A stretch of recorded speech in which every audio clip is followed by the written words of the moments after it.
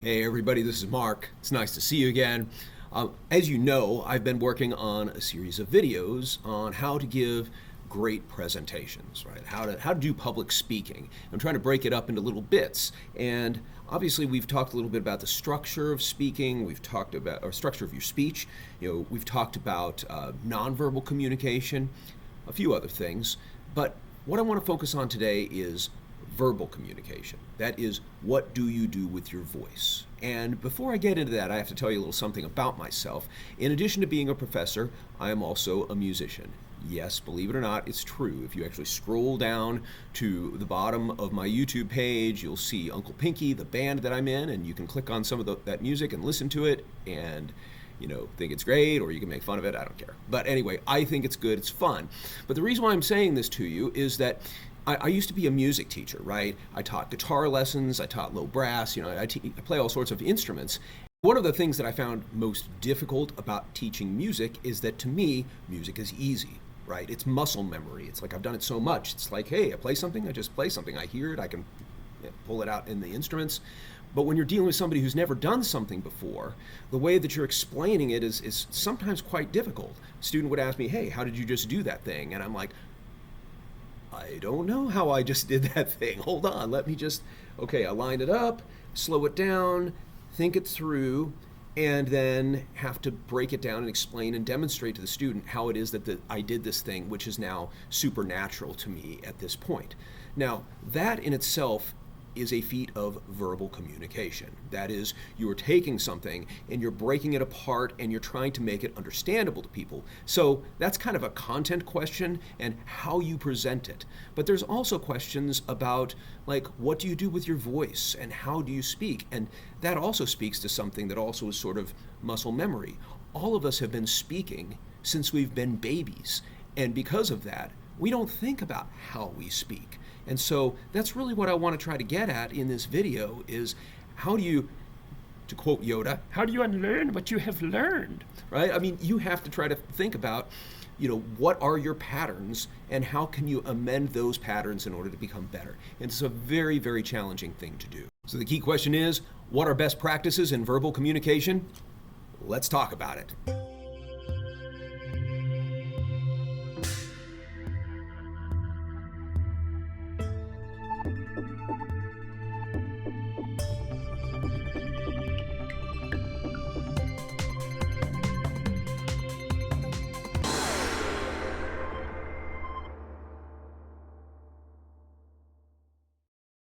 As usual, I would like you all to please like, subscribe, share these videos if they're things that you find are helpful or useful to you.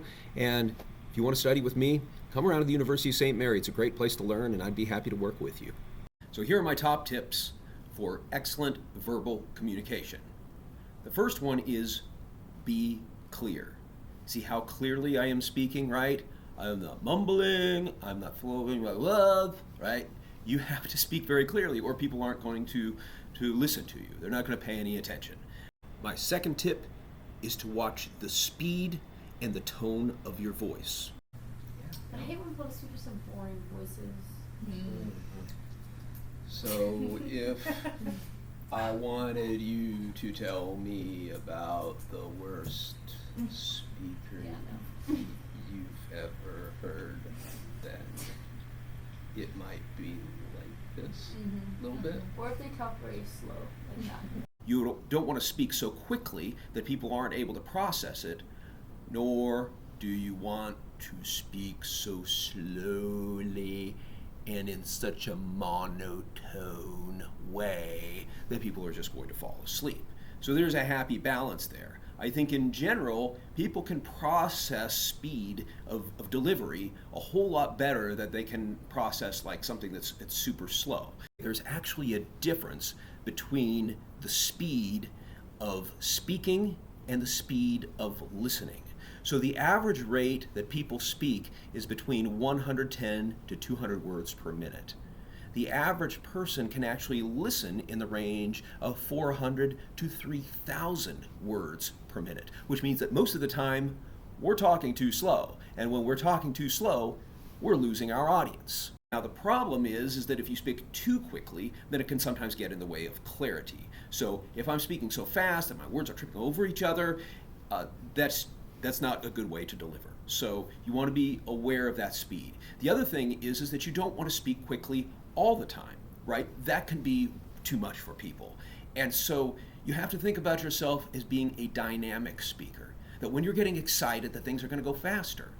But sometimes there are points where you really need to slow down, to make a point, to emphasize things, to take pauses in your speech at those dramatic moments. And sometimes that's one way to indicate that you're able to finish your presentation, right?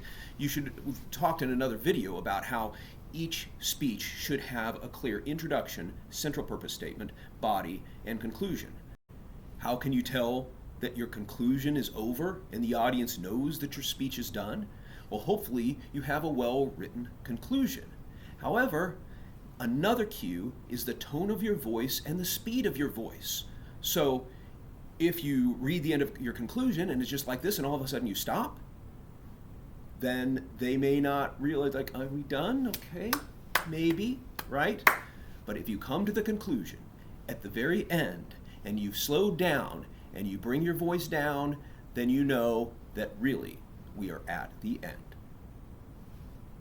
And that sounds like the end of a presentation, right?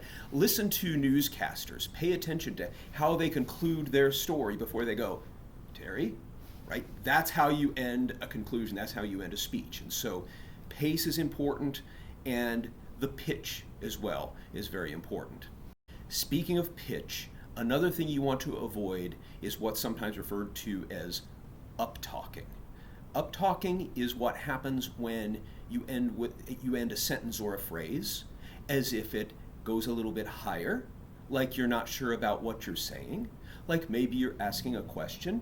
In the English language, a question mark usually implies that the voice goes up. Are you going to school today? What are you doing today, right? Voice tends to get a little bit higher toward the end of the sentence to indicate to somebody that you've asked a question. Even if you can turn a statement into a question just simply by raising your voice.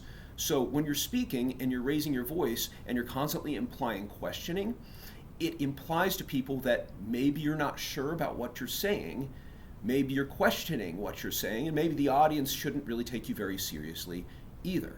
Just notice how I ended that last sentence, either. Not, right? The voice, the tone goes down. It indicates that I have authority and command. I don't say, I have authority and command, right? It's like a question, I'm not sure. I want you to speak with authority and command, so bring that tone down at the ends of sentences. It's also important that you watch your time. Like also, I mean, I've been at like other speaking engagements where it's like, okay, this is going to be 45 minutes, and then you're an hour into it, and it's like, yeah, I'm out. Like, Yeah, right, exactly. That's Then I'm out of here. right. Yeah. Speakers tend to overstay their welcome. It's not good enough to have a well-constructed presentation and then not time it or practice it. That's a surefire way to go either way under time or way over time. And the best time span for you, for whatever that is to finish early. And early can't be significantly early, right? If somebody gives you 30 minutes, right, you should be stopping at about 28, 29 minutes or something like that. If somebody gives you 10 minutes, you should be stopping at 9:30 to 9:45. So that's important. That requires practice too. So you have to practice your speech. You have to try to make sure that it's in time. And if it's too long, then you have to be brutal and cut those parts out that are slowing you down. Eliminate points where you may have a tendency to sort of ramble and go off script. And that's another thing. I would avoid rambling and going off script as much as you can, because that is a surefire way to get yourself off track and to potentially lose your audience. The last thing you want to do is have a situation where people are wondering, like, okay, is this person going to finish? Where are they going to finish? They said it was 10 minutes. I don't know. It's gone too long. And maybe if you're an amazing speaker, you can stretch it a little bit and people are like, oh, wow, but usually it's better, like if it's a 10-minute speech, to stop at 9:45, and if you're awesome, then people are like, wow, already? They're begging for more. That's where you want to leave people. My next tip is this. Avoid audible pauses. What do I mean by audible pauses? I mean things like saying, uh, okay, or like this, like that, right? Like is sort of a trash word that we kind of throw in the middle of lots of phrases. And keep in mind that I'm not saying this in such a way to imply perfection. I have a lot of junk words myself. Believe me, I've done a lot of videos, I have edited myself, and I notice that sometimes I do that kind of thing as well.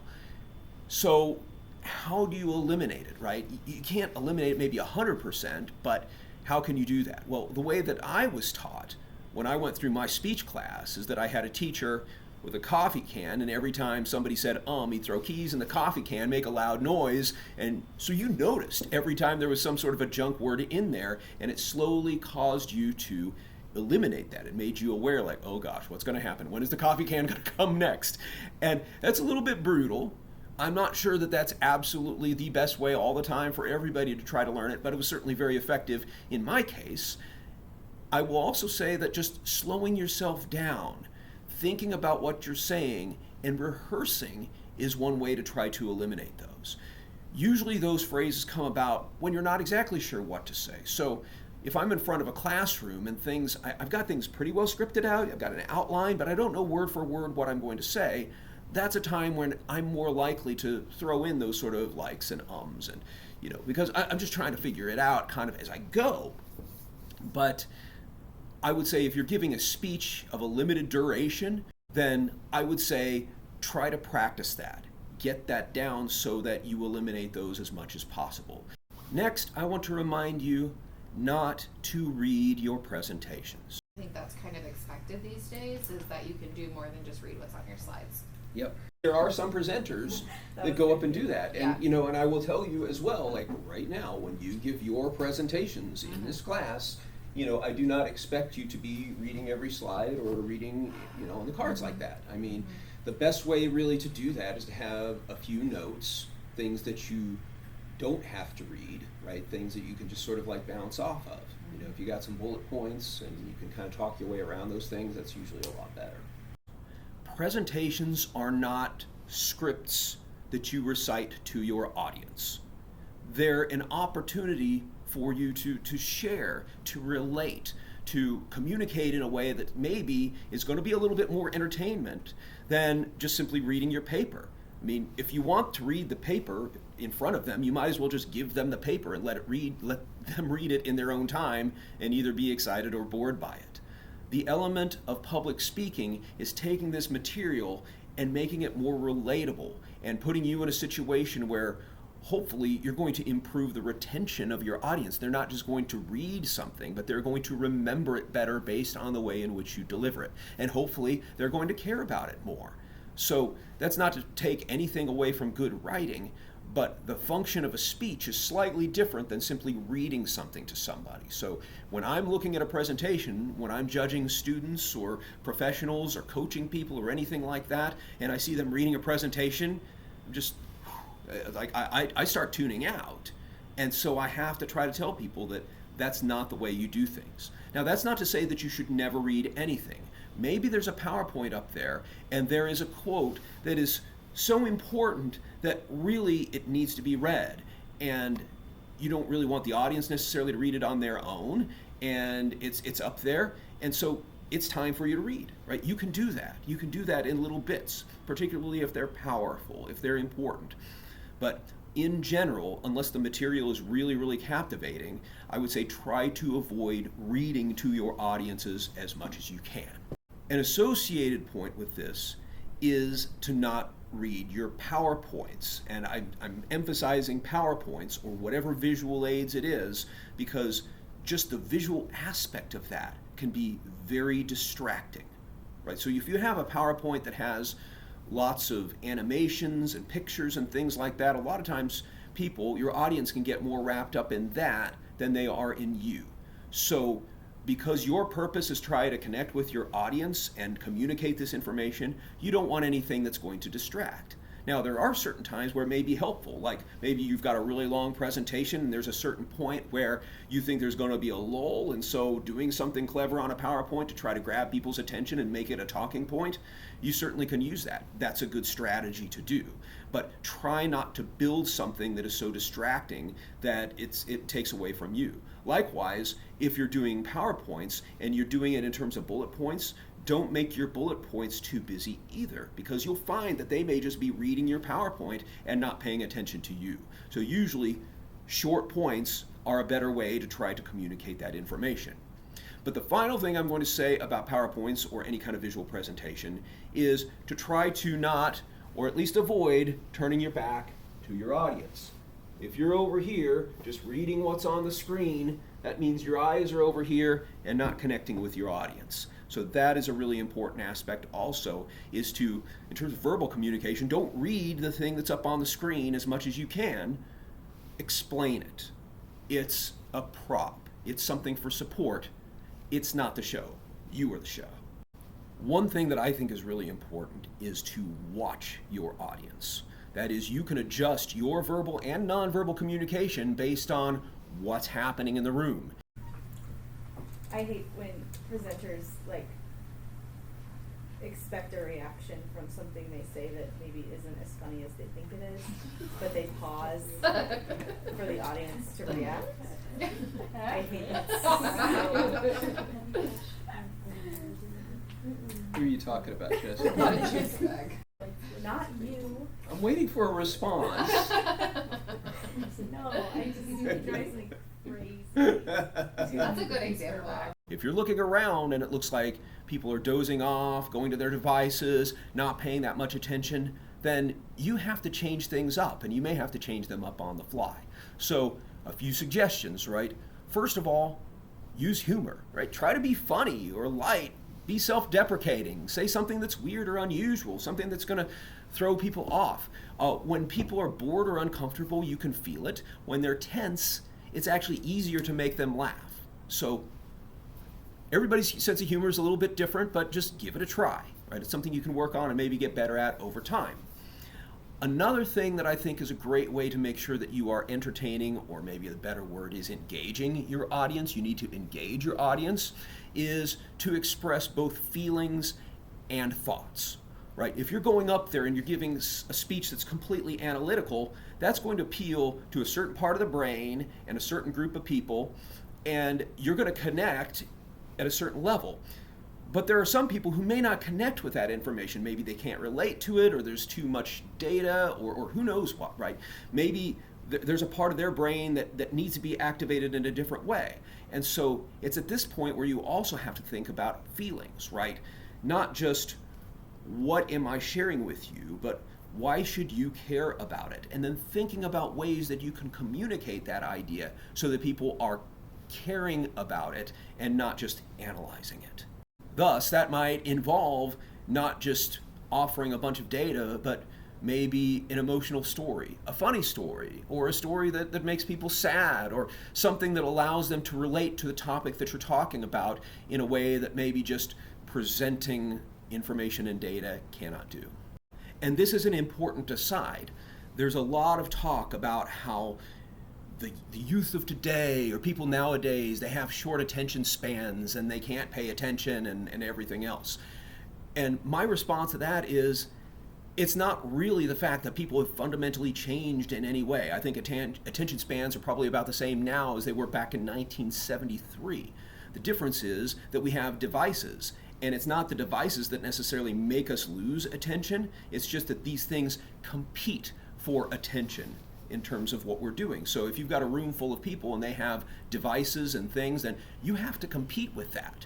And that means that if you're talking too slowly, or you're not really giving it 100%, you're not giving it the passion, then people are going to sort of like look away and stare at something else that they think is more interesting than whatever it is you have to say. So just like in 1973, if I'm a boring professor, I'm going to lose the audience. They're going to start sketching and doodling or yawning or falling asleep. Just like today, maybe they won't yawn or doodle or fall asleep, but they're going to go straight to their phones and do something different. You can call that short attention span. I could just call it bad entertainment. And that's a key thing that you're really trying to do here when it comes to giving a public speech, is there is a form of entertainment that should be involved in that. And if you're not entertaining your audience, then you're failing. Speaking of trying to engage your audience, I also think it's important to try to interact with your audience as much as possible. Now, if you're the President of the United States standing in front, you may not be able to engage people all the time if you're giving a public address. Or if you're in a video like this, you're not really here. I mean, you may not notice that, right? But hey, it may seem like we're really here, like I can really see you, can't really see you. I'm talking to a blank computer screen here. But I still have to try to figure out a way to engage you in certain ways. And this is true if I'm in front of a group of people, or if I'm in front of a video here. So here's a couple of ways in which we do it. So you may recall, like if you're doing a writing assignment for a teacher and you go into first person, that means you start talking about, I think this, or I think that, or you do this, or you do that. That's second person, right? That is usually not acceptable in formal academic or professional writing.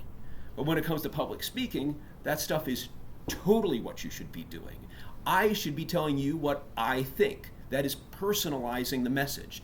I should be turning to you and asking you what you think, or telling you how maybe you should think. So the I and the you are a more personal form of address. And so that one way to sort of get past the formality and try to relate to your audience is to try to use that first and second person.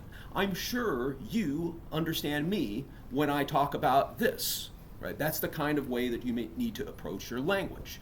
Another way to engage your audience, or I should say interact with your audience to get them to sort of relate to you, is to refer to demographics in the audience, right? Knowing your audience is key to figuring out what your message should be and how it is that you should present it. So you should already know the composition of your audience. Do some research, try to figure out where they're from. That's how you relate to them.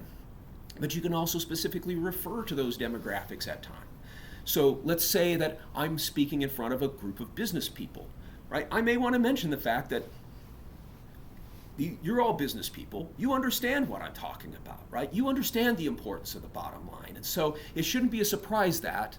And so I'm connecting them based on a key point of identity. So think about the identities, the multiple identities of your audience, and how you can perhaps relate to those different groups as you're speaking. Sometimes I will refer to audience members by name if I know who they are.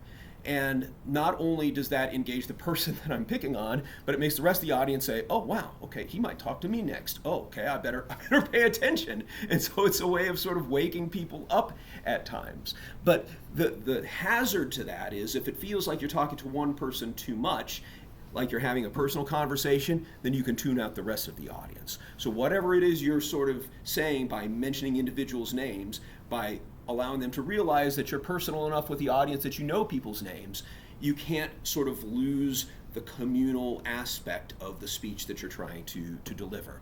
Another way to try to engage your audience is to try to ask hypothetical questions, things that will prompt your audience to think about answers, but not necessarily say them out loud. For example, you can say something like, what's the worst speech you've ever heard? Think about that.